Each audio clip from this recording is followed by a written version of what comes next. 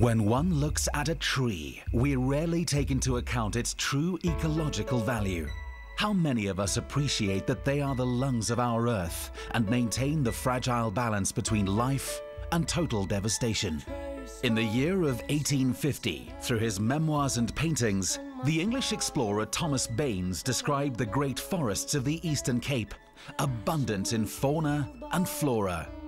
Yet over the decades, those forests have been decimated, cut down for fuel and building materials, and today it is a barren landscape with barely a tree in sight.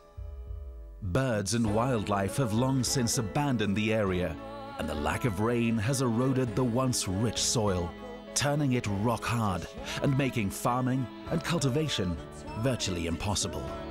This is but one example of the ecological crisis facing South Africa. In 2010, SABC3, in association with CarbonWorx, created the Carbon Free campaign, a national reforestation project involving the planting of indigenous trees in protected sanctuaries throughout South Africa, with the help of the government, public and private sectors. On the 2nd of August, various members of Parliament, dignitaries, VIPs and members of the community arrived to participate in the official launch of the Carbon Free campaign.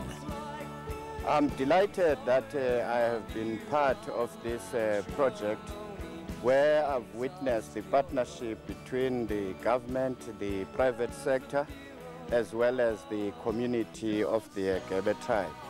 I am very pleased to be part of this project, and I hope it makes a difference in the community, not only in our community, in other communities as well. But we are inviting the private sector, to come on board and be part of this important project. We need it for our country, we need it for Africa, we need it for the world. Climate change is upon us, and it is initiatives of this kind that will help mitigate the effects of climate change. In addition, 92 trees were planted at Nelson Mandela's home in Krunu to commemorate his birthday.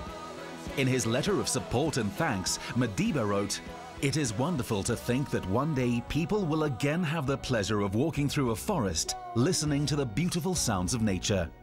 These are things no child should be deprived of. What we do today determines our children's tomorrow.